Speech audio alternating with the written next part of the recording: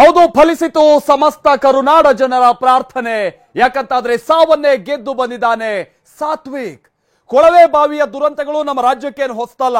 ಜನ ಎಚ್ಚೆತ್ಕೊಳ್ಳೋ ತನಕನೂ ಈ ತರದ ದುರಂತಗಳು ಮುಂದೂ ಸಂಭವಿಸುತ್ತೆ. ಯಾಕಂತ ಅಂದ್ರೆ ನೀರ್ ಬರ್ದೇ ಇರುವಂತ ಸಂದರ್ಭದಲ್ಲಿ ಬೋರ್ವೆಲ್ ಗಳನ್ನ ಹಾಗೆ ಬಿಟ್ಟು ಹೋಗ್ಬಿಡ್ತಾರೆ ಅಂತ ಅಂದ್ರೆ ಎಂತ ದಡ್ಡತನದ ಕೆಲಸವನ್ನ ನಾವು ಮಾಡ್ತಾ ಇದ್ದೀವಿ. ಬಟ್ ಇಂತಹ ಸಂದರ್ಭದಲ್ಲಿ ಆಗ್ತಾ ಇರುವಂತಹ ದುರಂತಗಳ ಸರಮಾಲೆಯನ್ನ ನಾವು ಹಲವು ವರ್ಷಗಳಿಂದ ನೋಡ್ತಾ ಇದ್ದೀವಿ. ಹಲವು ಮಂದಿ ಜೀವ ಕಳೆದುಕೊಂಡಿದ್ದಾರೆ ಕೂಡ. ನಮ್ಮ ರಾಜ್ಯದಲ್ಲಿ ಈ ತರದ ಬಹಳ ಘಟನೆಗಳಾಗಿದೆ. ಕೆಲವರು ಬದುಕು ಬಂದಿದ್ದಾರೆ, ಹಲವು ಮಂದಿ ತೀರ್ಕೊಂಡಿದ್ದಾರೆ. ಸಾತ್ವಿಕ್ 2 ವರ್ಷದ ಹುಡುಗ ಸಾತ್ವಿಕ್ 20 ಗಂಟೆಗಳ ಕಾಲ 20 ಅಡಿ ಕೆಳಗೆ ಆತ ಸಿಕ್ಕಾಕೊಂಡಿರ್ತಾನೆ. ಒಂದು ಬೋರ್ವೆಲ್ ನಿಮ್ಗೆ ಗೊತ್ತಿರುತ್ತೆ, ಕೆಲವೇ ಇಂಚುಗಳು ಅಂತ. ಅಲ್ಲಿ ಸ್ವಲ್ಪ ಆತ ಏನೋ ಮಗ್ಲು ಬದಲಿಸೋಕು ಕೂಡ ಅವಕಾಶ ಇರಲ್ಲ. ಹಾಗೇನಾದ್ರು ಒದ್ದಾಡಿದ್ರೆ ಮತ್ತೆ ಮತ್ತೆ ಕೆಳಗೆ ಹೋಗ್ತಾ ಇರುತ್ತೆ ದೇಹ. ಸಾತ್ವಿಕ್ನದ್ದು ಕೂಡ ಅದೇ ಕಥೆಯಾಗಿತ್ತು. ಮೇಲೆ ಆತ ಸಿಕ್ಕಾಕೊಂಡಂತ ಸಂದರ್ಭದಲ್ಲಿ ಬಹುಶಃ ಕೆಲವೇ ಅಡಿಗಳ ಸಂದರ್ಭದಲ್ಲಿ ಸಿಕ್ಕಾಕೊಂಡಿರ್ತಾನೆ. ಒದ್ದಾಡ್ತಾ 20 ಅಡಿಗಿಂತ ಕೆಳಗೋಗ್ಬಿಟ್ಟಿದ್ದ. ನೋಡಿ, ಈಗ ಸಾತ್ವಿಕ್ ನನ್ನ ಜೀವಂತವಾಗಿ ಹೊರತರುವಂತಹ ಕಾರ್ಯ ಆಗಿದೆ. ಮಗು ಆಕ್ಟಿವ್ ಇದೆ. ಏನ್ ಬಹಳ ನಿತ್ರಾಣಕ್ಕೆ ಹೋಗಿರೋದು ಈ ತರದ್ದೇನು ನಾವು ಆ ಮಗುವನ್ನು ಗಮನಿಸ್ತಾ ಇಲ್ಲ. ಮೇಲ್ ತಂದಂತ ಸಂದರ್ಭದಲ್ಲಿ ಮಗು ಆಕ್ಟಿವ್ ಆಗಿತ್ತು. ಇದು ಬಹಳ ಖುಷಿಯ ಸಂಗತಿ. ಹಾಗಂತ ಸೀದಾ ಮನೆಗೆ ಕಳಿಸ್ಕೊಡಕ್ ಆಗಲ್ಲ. ಕೂಡಲೇ ಪ್ರಾಥಮಿಕ ಚಿಕಿತ್ಸೆ ಕೊಡಬೇಕಾದಂತ ಕೆಲಸ ನಡಿಬೇಕಿದೆ. ಆ ಕಾರಣಕ್ಕಾಗಿನೇ ಅಲ್ಲೇ ಒಂದು ಆಂಬ್ಯುಲೆನ್ಸ್ ಇತ್ತು. ಆಂಬ್ಯುಲೆನ್ಸ್ ಮುಖೇನವಾಗಿ ಸ್ಥಳೀಯ ಹಾಸ್ಪಿಟಲ್ಗೆ ಕಳಿಸ್ಕೊಡುವಂತ ಕಾರ್ಯ ಆಗಿದೆ. ಮಗುವಿಗೆ ಈಗ ಕೂಡಲೇ ಪ್ರಾಥಮಿಕ ಚಿಕಿತ್ಸೆ ಕೊಡಬೇಕಾದಂತ ಅನಿವಾರ್ಯತೆ ಇದೆ. ಬಹಳ ಜನ ಸೇರಿದ್ರು. ಇದು ಕಾರ್ಯಾಚರಣೆಗೆ ಸ್ವಲ್ಪ ತೊಡಕಾಯ್ತು ಕೂಡ. ಬಟ್ ಅಲ್ಲಿ ಜನರನ್ನ ನಿಭಾಯಿಸುವಂತ ಕಾರ್ಯವೂ ಕೂಡ ಒಂದು ಹಂತದಲ್ಲಿ ಪೊಲೀಸರು ಬಹಳ ಶ್ರಮ ವಹಿಸಿ ಮಾಡಿದ್ದಾರೆ. ಬಟ್ ಅದೆಲ್ಲವನ್ನ ಮೀರಿ ಆ ಮಗುವನ್ನ ಹೊರತರುವಂತ ನಿಟ್ಟಿನಲ್ಲಿ NDRF ಸಿಬ್ಬಂದಿ, ಸ್ಥಳೀಯ ಈ ಅಗ್ನಿಶಾಮಕ ದಳಕ್ಕೆ ಸಂಬಂಧಪಟ್ಟ ಹಾಗಿನ ಸಿಬ್ಬಂದಿ, SDRF ಸಿಬ್ಬಂದಿ ಬಹಳ ಪ್ರಯತ್ನ ಪಟ್ಟಿದ್ದಾರೆ. ಆಮೇಲೆ ಇದು ದೇಶದಲ್ಲಿ ನಡೆದಿರುವಂತ ಹಲವು ಘಟನೆಗಳಲ್ಲಿ ಬದುಕು ಬಂದಿರುವಂತ ಮಂದಿ ಬಹಳ ಕಮ್ಮಿ. ಇದೊಂದು ರೀತಿ ಇತಿಹಾಸದ ಪುಟ ಸೇರ್ತಿದ್ದು ಇವತ್ತು ನಡೆದಂತ ಘಟನೆ. ಯಾಕಂತ ಅಂದ್ರೆ ಕೊಳವೆ ಬಾವಿ ಒಳಗೆ ಬಿದ್ದಂತ ಮಗುವನ್ನ ಹೊರತೆಗೆಯುವಂತ ನಿಟ್ಟಿನಲ್ಲಿ ಸ್ವಲ್ಪ ದೂರದಿಂದ ಮತ್ತೊಂದು ಬಾವಿಯನ್ನ ತೋಡಿ ಅಡ್ಡಲಾಗಿ ಮತ್ತೆ ಆ ಬಾವಿಯಿಂದ ಕೊಳವೆ ಬಾವಿಗೆ ಕನೆಕ್ಟ್ ಮಾಡಿ ಅಲ್ಲಿಂದ ತೆಗೆದಿರುವಂತದ್ದು ಎಂತ ಕಾರ್ಯಾಚರಣೆ ಇದು. ಭೂಮಿ ವೈಬ್ರೇಷನ್ ಆಗಂಗಿಲ್ಲ. ಈ ಪಕ್ಕಕ್ಕೆ ಗುಂಡಿ ಕೊರಿತಾ ಏನಾದ್ರೂ ಅಲ್ಲಿ ವೈಬ್ರೇಷನ್ ಆದ್ರೆ ಮತ್ತೆ ಮಗು ಕೆಳಗೆ ಹೋಗೋದಕ್ಕೆ ಸಾಧ್ಯ ಆಗ್ಬಿಡುತ್ತೆ, ಕಾರಣ ಆಗ್ಬಿಡ್ತಾ ಇತ್ತು. ಹಾಗಾಗಿ ಬಹಳ ನಾಜೂಕಾಗಿ ನಡೆಸಲಾಗಿರುವಂತಹ ಕಾರ್ಯಾಚರಣೆ. ಇನ್ಫ್ಯಾಕ್ಟ್ TV9 ಕಳೆದ 17 ವರ್ಷಗಳಿಂದಲೂ ಕೂಡ ಈ ಕೊಳವೆ ಬಾವಿಗೆ ಸಂಬಂಧಪಟ್ಟ ಹಾಗೆ ನಿರಂತರವಾಗಿ ಜಾಗೃತಿ ಮೂಡಿಸುವಂತ ಕಾರ್ಯವನ್ನ ಮಾಡ್ತಾ ಇದೆ. ಈ ಘಟನೆಗೆ ಸಂಬಂಧಪಟ್ಟ ಹಾಗೇನೂ ಕೂಡ ಅಷ್ಟೇ. ನಿನ್ನೆ ಯಾವಾಗ ಇಂಥದ್ದೊಂದು ಘಟನೆ ಆಯ್ತೋ ಕೂಡಲೇ ನಮ್ಮ ವ್ಯವಸ್ಥೆಯನ್ನ ಎಚ್ಚರ ಪಡಿಸುವಂತ ಕಾರ್ಯವನ್ನ TV9 ಮಾಡಿತ್ತು. ಆ ಕಾರಣಕ್ಕಾಗಿನೇ ಸಮರೋಪಾದಿಯಲ್ಲಿ ಅಲ್ಲಿ ಕಾರ್ಯಾಚರಣೆ ನಡೆಯೋದಕ್ಕೂ ಕೂಡ ಸಾಧ್ಯ ಆಯ್ತು. ಆಮೇಲೆ TV9 ಈ ರೀತಿಯಾದಂತ ಸಂದರ್ಭದಲ್ಲಿ ಮಕ್ಕಳನ್ನ ಕಳ್ಕೊಂಡಂತವ್ರು, ಅವ್ರ ಕುಟುಂಬದವ್ರನ್ನೆಲ್ಲ ಹಿಂದೆ ಎಲ್ಲ ಅವರು ಆ ಸಂದರ್ಭದಲ್ಲಿ ಅವ್ರು ಹೇಗ ಎದುರಿಸಿದಂತ ಯಮಯಾತನೆ ಇದೆಲ್ಲ ರಾಜ್ಯದ ಜನರ ಮುಂದೆ ಹಲವು ವರ್ಷಗಳಿಂದ ಇಡ್ತಾ ಇದೆ. ಕಾರಣ ಇಷ್ಟೇ, ಕೊಳವೆ ಬಾವಿ ಯಾರ್ಯಾರು ತೋಡಿಸ್ತಾರೆ ಅವ್ರು ಎಚ್ಚೆತ್ಕೊಳ್ಬೇಕು. ನಿಮ್ಮನೆ ಮಕ್ಕಳಲ್ಲ ಪಾಪ, ಯಾರ್ದೋ ಮನೆ ಮಕ್ಕಳು ಬಂದು ಬೀಳ್ತಾರೆ ನೀವು ಮಾಡುವಂತ ಅನಾಹುತಕ್ಕೆ. ಆಮೇಲೆ ಇದು ಬೇಸಿಗೆಗಾಲ, ದಿನನಿತ್ಯ 100 ಬೋರ್ವೆಲ್ಗಳನ್ನ ಹೊಡಿತಾ ಇದ್ದಾರೆ ರಾಜ್ಯದ ಬೇರೆ ಬೇರೆ ಕಡೆ. ಬಹಳಷ್ಟು ಕಡೆ ನೀರು ಸಿಗ್ತಾ ಇಲ್ಲ. ಏನ್ ಮಾಡ್ತಾರ ಅವಾಗ? ಮೇಲ್ಗಡೆ ಒಂದು ಕಲ್ಲಿಡೋದು, ಮತ್ತೊಂದು ಕಡೆ ಬೋರ್ವೆಲ್ ತೋಡೋಕ್ ಹೋಗೋದು. ಆ ಹಳೆ ಬೋರ್ವೆಲ್ ಏನಾಯ್ತು, ಅಲ್ಲಿ ಯಾರಾದ್ರೂ ಹೋಗ್ತಾರೆ, ಸಿಕ್ಕಾಕೊಳ್ತಾರೆ, ಜೀವ ಹೋಗುತ್ತೆ, ಇದ್ರ ಯೋಚನೆ ಮಾಡಲ್ಲ ಜನ. ಗಮನ ಇಟ್ಟು ಕೇಳಿ, ನೀವೇನಾದ್ರು ಬೋರ್ವೆಲ್ ಹೊಡಿಸ್ತೀರಾ, ನೀರ್ ಬಂದ್ರೆ ಓಕೆ, ಕೇಸಿಂಗ್ ಪೈಪ್ ಹಾಕ್ತೀರಾ, ಮೇಲ್ಗಡೆ ಮೋಟರ್ ಕೂರಿಸ್ತೀರಾ, ಸಮಸ್ಯೆ ಇಲ್ಲ. ಅಥವಾ ಮೇಲ್ಗಡೆ ಕ್ಯಾಪ್ ಹಾಕಿಡ್ತೀರಾ, ಸಮಸ್ಯೆ ಇಲ್ಲ. ನೀರ್ ಬರಲ್ವಾ ಕೂಡ್ಲೆ, ಹೌದು ನಿಮಗೆ ಬಹಳ ದುಃಖ ಇರುತ್ತೆ ನೀರ್ ಬಂದಿಲ್ಲ ಅಂತೇಳಿ, ಆದ್ರೆ ಇನ್ನೊಂದು ಮನೆ ದುಃಖಕ್ಕೆ ಕಾರಣ ಆಗ್ಬಿಡಿ. ಕೂಡ್ಲೆ ಅಂತ ಬೋರ್ವೆಲ್ಗಳನ್ನ ಮುಚ್ಚಿಬಿಡಿ. ಯಾಕಂತ ಇದ್ರೆ ಇದು ದಿನ ಬೆಳಗ್ಗೆ ಇದ್ರೆ ಇದೇ ಹಾಡಾಗೋಗಿದೆ. ಬಹಳ ದುರಂತಗಳು ನಮ್ಮ ರಾಜ್ಯದಲ್ಲಿ ಸಂಭವಿಸಿದೆ. ಈಗ ಬೇಸಿಗೆಗಾಲ, ಇನ್ನೂ ಹಲವು ದುರಂತಗಳು ಸಂಭವಿಸುವಂತಕ್ಕಿಂತ ಮುನ್ನ ಎಚ್ಚೆತ್ಕೊಳ್ಳಿ. ಪ್ರಮುಖವಾಗಿ ಅಂತ ಬೋರ್ವೆಲ್ ತೋರಿಸುವಂತ ಜಮೀನಿನ ಮಾಲೀಕರು ಕೂಡಲೇ ಆ ಬೋರ್ವೆಲ್ಗಳನ್ನ, ಆ ಕೊಳವೆ ಬಾವಿಗಳನ್ನ ಸಂಪೂರ್ಣವಾಗಿ ಮುಚ್ಚಿಬಿಡಿ. ನೀರು ಬಂದಿಲ್ಲ ಅಂತ ಅಂದ್ರೆ ಇನ್ನೊಬ್ರು ಮನೆ ದುಃಖಕ್ಕೆ ನೀವು ಕಾರಣ ಆಗ್ಬಿಡಿ. ನಿಮ್ ವಿರುದ್ಧ ಕಠಿಣ ಕ್ರಮ ಕೂಡ ತೆಗೆದುಕೊಳ್ಳಾಗುತ್ತೆ. ಈಗ ಯಾವ್ದು ಈ ಜಮೀನಲ್ಲಿ ಈ ತರದ ಅನಾಹುತಕ್ಕೆ ಕಾರಣ ಆಗಿದೆ ಅಂತವ್ರ ವಿರುದ್ಧ ಕೇಸು ಮತ್ತೊಂದು ಅವರೆಲ್ಲ ಎದುರಿಸಬೇಕಾಗುತ್ತೆ. ಈಗ ಅದೆಲ್ಲ ಮುಂದಿನ ಹಂತ. ಬಟ್ ನಾನು ಮೊದಲೇ ಹೇಳಿದಾಗೆ ಯಾರ್ದೋ ಮನೆ ದುಃಖಕ್ಕೆ ನೀವು ಕಾರಣ ಆಗ್ಬಿಡಿ. ಕೂಡಲೇ ಅಂತ ಬೋರ್ವೆಲ್ಗಳನ್ನ ಮುಚ್ಚೋ ಕೆಲಸ ಮಾಡಿ. ಈಗ ಸಾತ್ವಿಕ್ ಸತತ 20 ಗಂಟೆಗಳ ಕಾರ್ಯಾಚರಣೆ ನಂತರದಲ್ಲಿ ಬದುಕು ಬಂದಿದ್ದಾನೆ. ಬಹಳ ಖುಷಿ ಸಂಗತಿ ಇದು. ಕೂಡಲೇ ತಾಲೂಕು ಆಸ್ಪತ್ರೆ ಕಡೆಗೆ ಆ ಸಾತ್ವಿಕ್ನನ್ನ ತೆಗೆದುಕೊಂಡು ಹೋಗುವಂತ ಕಾರ್ಯ ಆಗ್ತಾ ಇದೆ. ಮಗು ಬಹಳ ಆಕ್ಟಿವ್ ಆಗಿತ್ತು.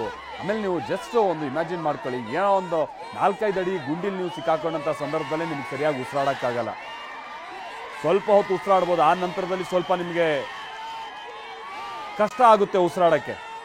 ಯಾಕಂತ ಅಂದ್ರೆ ಅಲ್ಲಿ ಆಕ್ಸಿಜನ್ ಸಪ್ಲೈ ಇರಲ್ಲ, ಆಮ್ಲಜನಕದ ವ್ಯವಸ್ಥೆ ಇರಲ್ಲ. ಇನ್ನು 20 ಅಡಿ ಗುಂಡಿ, ಅದು ಏನು ಬಾವಿ ಅಲ್ಲ, ಕೊಳವೆ ಬಾವಿ. ಆ 20 ಅಡಿ ಗುಂಡಿಲಿ ಆ ಮಗು 20 ಗಂಟೆ ಉಸಿರಾಡ್ಕೊಂಡು ಕಾಲ ಕಳೆದಿದೆ, ಜೀವಂತವಾಗಿ ಮೇಲೆ ಹೊರಗೆ ಬಂದಿದೆ ಅಂತ ಅಂದ್ರೆ ಪವಾಡ ಇದು. ಗಟ್ಟಿ ಜೀವ ಸಾತ್ವಿಕ್ದು.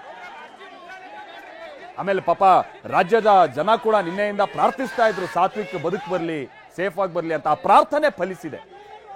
NDRF ನ ಸಿಬ್ಬಂದಿ ನಡೆಸಿದಂತ ಕಾರ್ಯಾಚರಣೆ ಫಲಪ್ರದ ಆಗಿದೆ. ಈ ಸಂದರ್ಭದಲ್ಲಿ ಅವರು ಹೂಡಿದಂತ ಟೆಕ್ನಿಕ್ ಯಶಸ್ವಿಯಾಗಿದೆ. ಯಾಕಂದ್ರೆ ನಮ್ಮಲ್ಲಿ ಈ ಕೊಳವೆ ಬಾವಿಗೆ ಸಂಬಂಧಪಟ್ಟಂಗೆ ರೋಬೋಟ್ಗಳನ್ನೆಲ್ಲ ತಯಾರು ಮಾಡಿ ಆ ರೋಬೋಟ್ಗಳನ್ನ ಇಳಿಸಿ ಎತ್ತೋ ಕಾರ್ಯ ಎಲ್ಲ ಆಗಿದೆ. ಬಟ್ ಫಲ ಸಿಕ್ಕಂತ ಕಾರ್ಯಾಚರಣೆಗಳು ವಿರಳ. ಬಟ್ ಇಲ್ಲಿ ಇಂಡಿಯಲ್ಲಿ NDRF, SDRF ಸಿಬ್ಬಂದಿ, ಅಲ್ಲಿದ್ದಂತ ರಕ್ಷಣಾ ಕಾರ್ಯಾಚರಣೆಗೆ ಸಂಬಂಧಪಟ್ಟಾಗಿನ ಸಿಬ್ಬಂದಿ ಅವ್ರ ತಲೆ ಯೋಚಿಸಿದಂತಹ ರೀತಿ, ಅವ್ರು ಹೂಡಿದಂತ ಟೆಕ್ನಿಕ್ ಯಶಸ್ವಿಯಾಗಿದೆ. Hats off to them. ಹಾಗಂತ ಒಂದು ವಿಚಾರ ಇರಲಿ, ಎಲ್ಲ ಕಡೆನೂ ಈ ರೀತಿಯಾಗಿ ಯಶಸ್ವಿ ಆಗಲ್ಲ ಕಾರ್ಯಾಚರಣೆ, ಬಹಳಷ್ಟು ಫೇಲ್ಯೂರ್ ಆಗಿದೆ. ಹಂಗಾಗಿ ನಿಮ್ಮ ಮನೆ ಮಕ್ಕಳ ಕಡೆಗೆ ನೀವು ಜವಾಬ್ದಾರಿಯಿಂದ ನೋಡ್ಕೊಳ್ತಾ ಇರಿ. ನಿಮ್ಮ ಬೋರ್ವೆಲ್ಗಳನ್ನ ಕಂಪ್ಲೀಟ್ ಆಗಿ ಮುಚ್ಚಿದೀವ ಅನ್ನೋದ್ರ ಕಡೆಗೆ ಜವಾಬ್ದಾರಿಯಿಂದ ಇರಿ. ಸಾತ್ವಿಕ್ನ ಹೊರಗೆ ತರುವಂತಹ ಸಂದರ್ಭವನ್ನು ನಾವಲ್ಲಿ ನೋಡ್ತಾ ಇದ್ದೀವಿ. ನಮ್ಮ ಮೊದಲೇ ಹೇಳಿದಾಗೆ ಬೋರ್ವೆಲ್ ಎಲ್ಲಿ ಆ ಸಾತ್ವಿಕ್ ಸಿಕ್ಕಾಕೊಂಡಿದ್ನಲ್ಲ, 20 ಅಡಿ ಕೆಳಗೋಗಿದ್ನಲ್ಲ, ಅಲ್ಲಿಂದ ಸ್ವಲ್ಪ ದೂರದಲ್ಲಿ ಮತ್ತೊಂದು ಬಾವಿ ತೋಡಿದ್ದಾರೆ. ಡ್ರಿಲ್ಲಿಂಗ್ ಮಿಷಿನ್ ಎಲ್ಲ ಬಳಸಿ ಬಾವಿ ತೋಡಿದ್ದಾರೆ. ಅಲ್ಲೂ ಕೂಡ ಬಹಳ ಬಂಡೆ, ಕಲ್ಲು, ಮಣ್ಣು ಎಲ್ಲ ಸಿಕ್ಕಿದೆ. ಅದನ್ನೆಲ್ಲ ಬಹಳ ನಾಜೂಕಾಗಿ ಹೊರ ತೆಗೆದಿದ್ದಾರೆ. ಯಾಕೆ ಅಂತ ಅಂದ್ರೆ ಆ ಬಾವಿ ತೋಡುವಂತ ಸಂದರ್ಭದಲ್ಲಿ ಏನಾದ್ರೂ ಬಹಳ ವೈಬ್ರೇಷನ್ ಆಗೋದು, ಅಥವಾ ಈ ಕಡೆಗೆ ಬೋರ್ವೆಲ್ ಇರುವಂತ ಜಾಗ ಏನಾದ್ರೂ ಕುಸಿಯೋಕ್ ಶುರುವಾಗಿದ್ರೆ ಇನ್ನಷ್ಟು ಅನಾಹುತ ಆಗ್ತಾ ಇತ್ತು. ಬಹಳ ದೊಡ್ಡ ಸಣ್ಣ ವೈಬ್ರೇಷನ್ ಕೂಡ ಆ ಮಗು ಮತ್ತೆ ಕೆಳಗೆ ಜಾರ ಹೋಗೋದಕ್ಕೆ ಕಾರಣ ಆಗ್ತಾ ಇತ್ತು. ಅದೇನು ಆಗ್ಬಾರ್ದು ಅಂತೇಳಿ ಬಹಳ ವ್ಯವಸ್ಥಿತವಾಗಿ, ಬಹಳ ನಾಜೂಕಾಗಿ ಈ ಕಾರ್ಯಾಚರಣೆಯನ್ನ ನಡೆಸಲಾಗಿದೆ. ಪಕ್ಕದಲ್ಲಿ ಒಂದು ಬಾವಿ ತೋಡಿ ಆ ಬಾವಿಯಿಂದ ಅಡ್ಡಲಾಗಿ ಈ ಕೊಳವೆ ಬಾವಿ ಕಡೆಗೆ ಒಂದು ಮಾರ್ಗ ಮಾಡಿಕೊಂಡು ಅಲ್ಲಿಂದ ಮಗುವನ್ನ ಎಳ್ಕೊಂಡು ಹೊರಗೆ ತಂದಿದ್ದಾರೆ. ಎಂತ ಒಂದು ದೊಡ್ಡ ಕಾರ್ಯಾಚರಣೆ, ಅದ್ಭುತವಾದಂತಹ ಕಾರ್ಯಾಚರಣೆ. ಈ ತರದ ಬಹಳಷ್ಟು ಪ್ಲಾನ್ಗಳು ನಾವು ಹಿಂದೆ ಫೇಲ್ಯೂರ್ ಆಗಿದ್ದಂಥದ್ದನ್ನು ಕೂಡ ನಾವು ನೋಡಿದ್ವಿ. ಬಟ್ ಮಾರ್ಗ ಇಲ್ಲ. ಹೆಂಗಿನ ಮಗುವನ್ನ ಹೊರಗೆ ತರೋಕ್ಕಾಗುತ್ತೆ? ಈ ರೋಬೋಟ್ಗಳು ಮತ್ತೊಂದು ಎಲ್ಲ ವ್ಯವಸ್ಥೆ ಇದೆ, ಬಟ್ ಅದು ಫಲ ಸಿಕ್ಕಿರುವಂತ ತೀರಾ ವಿರಳ. ಅದು ನಮ್ಮ ಮಂಡ್ಯದವರೇ ಒಬ್ರು ಇಲ್ಲಿ ರೋಬೋಟ್ ಅನ್ನ ಮಾಡಿ ಬೇರೆ ಬೇರೆ ಕಾರ್ಯಾಚರಣೆಗೆಲ್ಲ ಕಳಿಸ್ಕೊಟ್ಟಿರೋದು. ರಾಜ್ಯದ ಹಲವು ಕಡೆ ಈ ರೋಬೋಟ್ಗಳನ್ನೆಲ್ಲ ತಯಾರು ಮಾಡಿ ಈ ತರದ ಕೊಳವೆ ಬಾವಿ ಕಾರ್ಯಾಚರಣೆಗೆಲ್ಲ ನುಗ್ಸಿರುವಂತದ್ದು ನಾವು ನೋಡಿದೀವಿ ಹಿಂದೆ. ಬಟ್ ಸಕ್ಸಸ್ ರೇಟ್ ತುಂಬಾ ಕಮ್ಮಿ ಇತ್ತು. ಬಟ್ ಇಲ್ಲಿ ಇವ್ರು ತಡ ಮಾಡಲಿಲ್ಲ. ಹೆಚ್ಚು ಕಮ್ಮಿ ನಿನ್ನೆ 5 ಗಂಟೆ ಸಂದರ್ಭದಲ್ಲಿ ಮಗು ಬಿದ್ದಿದೆ. ಕೆಲವೇ ಗಂಟೆಗಳಲ್ಲಿ ಎಲ್ಲ ತಲೆ ಓಡಿಸಿ ಇದನ್ನ ಹೇಗೆ ಹೊರ ತರಬೇಕು ಅನ್ನುವಂಥ ಮಾರ್ಗವನ್ನು ಹುಡ್ಕೊಂಡು ಪಕ್ಕದಿಂದ ಬಾವಿ ತೋಡಿ, ನಾನು ಮೊದಲು ಹೇಳಿದಾಗ ಅಡ್ಡಲಾಗಿ ಮತ್ತೊಂದು ಮಾರ್ಗ ತೋಡಿ ಆ ಮಗುವನ್ನ ಹೊರ ತರುವಂತ ಕಾರ್ಯ ಯಶಸ್ವಿಯಾಗಿ ನಡೆದಿದೆ.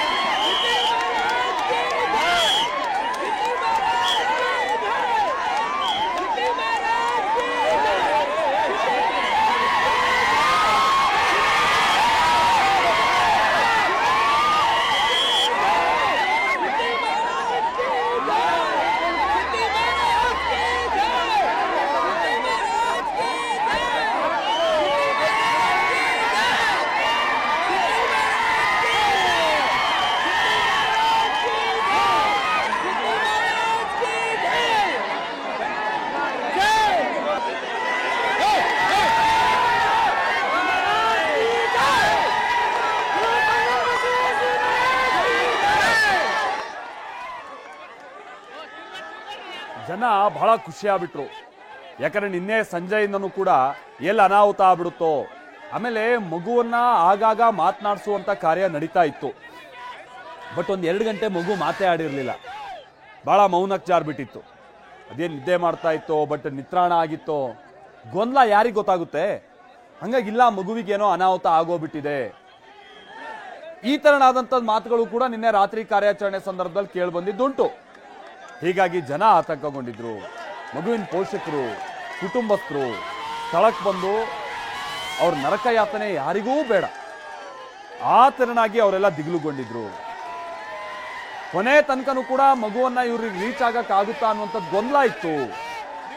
ಆದ್ರೆ ಯಾವಾಗ ಮಗು ಸಿಕ್ಕಿದೆ ಅನ್ನುವಂಥ ವಿಚಾರ ಗೊತ್ತಾಯ್ತು, ಜನ ಖುಷಿಯಾದ್ರು.